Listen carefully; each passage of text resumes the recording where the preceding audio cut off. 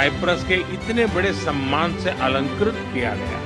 ये सम्मान केवल मेरा नहीं, 140 करोड़ भारतीयों का सम्मान है। यह भारत और साइप्रस की अटूट मित्रता की मोहर है।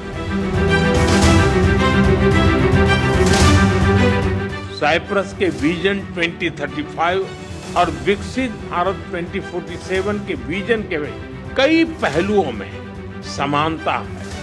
इसलिए हम साथ मिलकर भविष्य को आकार देंगे।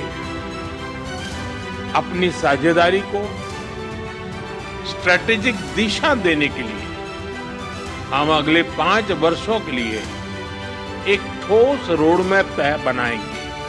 रक्षा और सहयोग को और मजबूती देने के लिए द्विपक्षीय डिफेंस कोऑपरेशन प्रोग्राम के तहत रक्षा उद्योग पर बल दिया जाएगा।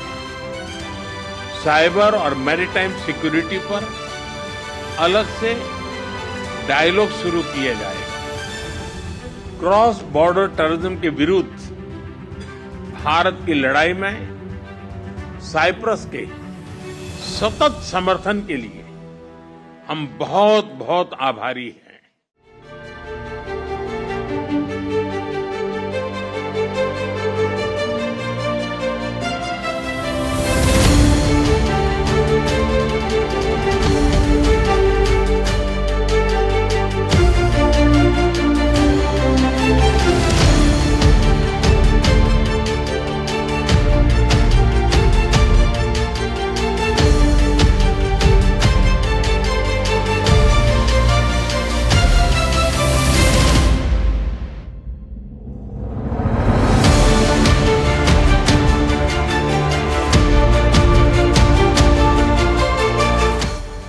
G7 के अंदर G20 में भारत ने जो मजबूत नींव रखी है, उसको एक प्रकार से नए स्वरूप में G7 में उसके एग्जीक्यूशन की दिशा में ले जाने में एक बहुत बड़ा अवसर है।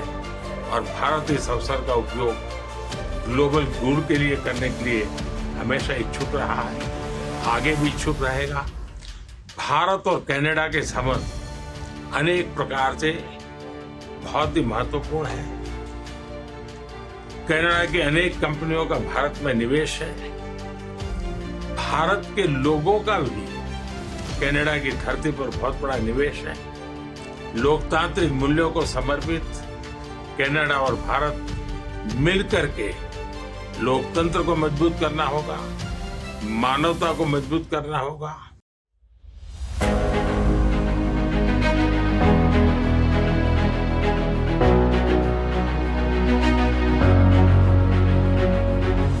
भारत और क्रोएशिया लोकतंत्र, रूल ऑफ लॉ, प्लुरलिज्म और इक्वलिटी जैसे साझा मूल्यों से जुड़े हैं। ये सुखद संयोग है कि पिछले वर्ष भारत के लोगों ने मुझे और क्रोएशिया के लोगों ने प्रधानमंत्री आंद्रे जी को लगातार तीसरी बार सेवा करने का अवसर दिया है। इस जनविश्वास के साथ हमने अपने तीसरे कार्यकाल में अपने द्विपक्षीय संबंधों को 3 गुना गति देने का निर्णय लिया।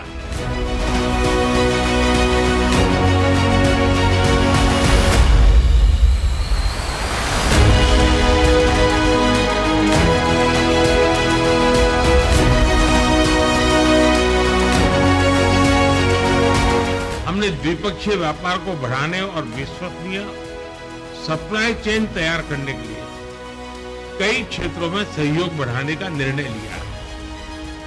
हम pharma, agriculture, information technology, clean technology, digital technology, renewable energy ऐसे कई महत्वपूर्ण विषयों में सहयोग को बढ़ावा देंगे।